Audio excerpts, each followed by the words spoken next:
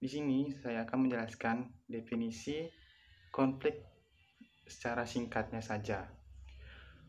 Konflik adalah suatu proses yang mulai bila satu pihak merasakan pihak lain akan atau telah mempengaruhi secara negatif menurut si pandangan yang diperhatikan oleh si pihak pertama.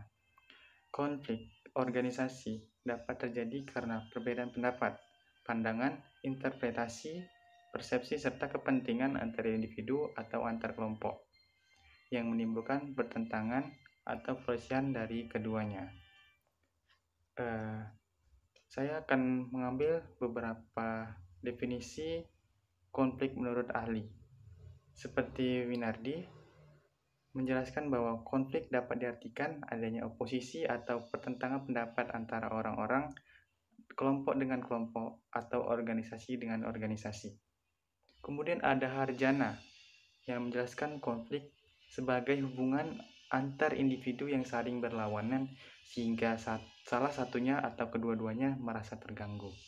Yaitulah penjelasan singkat dari saya. Selanjutnya akan dijelaskan oleh rekan-rekan saya. Oke, baiklah, dalam kesempatan kali ini saya akan menjelaskan jenis-jenis konflik, di mana konflik terbagi menjadi 3 jenis. Yang pertama, konflik terhadap diri sendiri, konflik antar individu, dan konflik dalam kelompok antar dan antar kelompok. Yang pertama, konflik terhadap diri sendiri. Konflik terhadap diri sendiri bisa ditandai dengan adanya gangguan emosi yang terjadi dalam diri seseorang. Bisa dilihat dengan perbedaan antara apa yang dia katakan, dia inginkan, dan apa yang dia lakukan untuk mewujudkan suatu keinginan. Penyebab dari konflik tersebut bisa terjadi karena tuntutan untuk menyelesaikan suatu pekerjaan atau untuk memenuhi sebuah harapan, sementara pengalaman, minat, tujuan, dan kompetensi dan nilai diri tidak sanggup untuk memenuhinya. Akibat dari konflik tersebut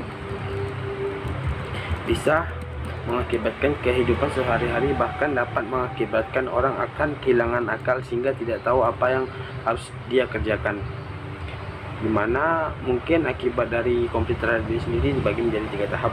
Pertama, pada tahap ringan akan menimbulkan pusing di kepala.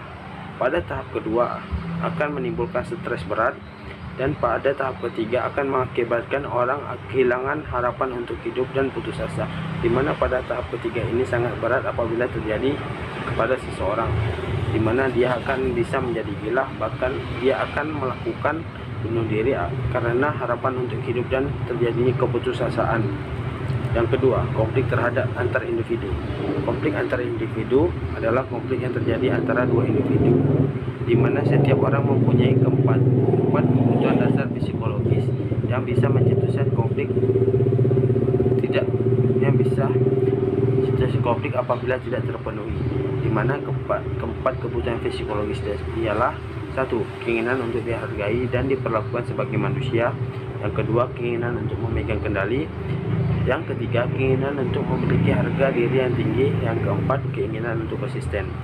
Konflik dalam kelompok dan antar kelompok. Konflik dalam kelompok adalah konflik yang terjadi antar individu dalam suatu kelompok.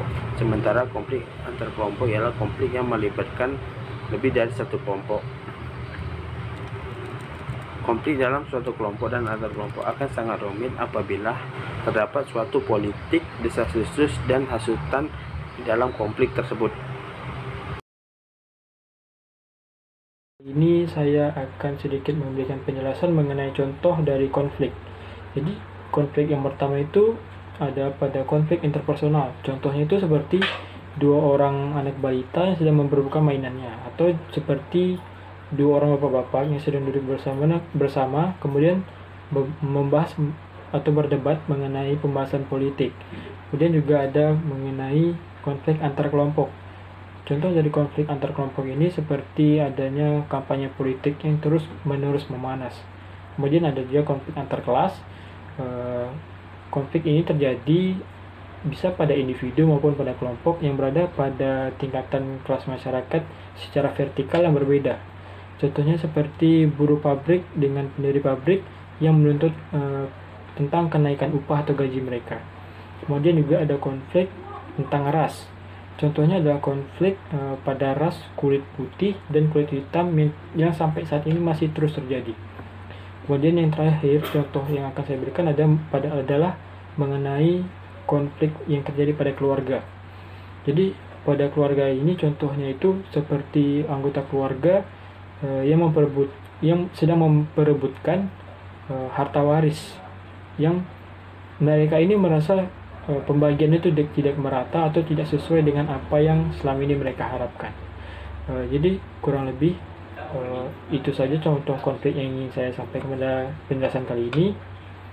Kemudian dilanjutkan oleh teman saya untuk pembahasan yang selanjutnya.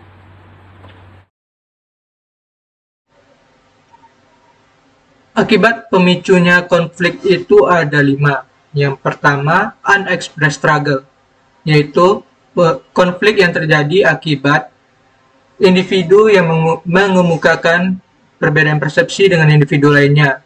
Contohnya, dalam video kami ini kami mendapat 2 ide yang berbeda. Yang pertama yaitu melakukan perekaman masing-masing dan kemudian disambungkan menjadi satu, dan yang kedua yaitu melakukan video conference yang akhirnya itu akan dijadikan menjadi final project-nya. Pada akhirnya itu akan menjadi perbedaan persepsi untuk setiap individu akan memilih yang mana. Selain itu juga ada timbul konflik yang baru dalam perdebatan tadi, yaitu saat kita menanyakan kepada semua anggota akan menggunakan ide yang mana. Tentunya salah satu anggota pasti akan mengemukakan pendapat bahwasanya dia akan ikut saja dengan pendapat yang lain. Hal itu akan menjadi konflik yang baru, yaitu konflik interdependence, di mana konflik yang terjadi akibat pihak yang saling bergantung dan ditandai dengan adanya aktivitas yang sama, dan kepentingan yang sama. Penyebab terjadi konflik yang ketiga yaitu ada perceived scarce resource, yaitu konflik yang terjadi akibat adanya seseorang yang merasa kekurangan sumber daya. Contohnya, dari 2 ide yang kami munculkan tadi, tentunya hanya satu ide yang akan diambil. Maka ide yang tidak diambil tadi, seseorang yang memiliki ide yang tidak diambil akan merasa dikucilkan atau tidak dihargai. Yang keempat ada interference, di mana konflik terjadi akibat adanya seseorang yang merasa terganggu dengan tindakan dari orang lain akibat kepentingannya dihalangi oleh orang tersebut. Contohnya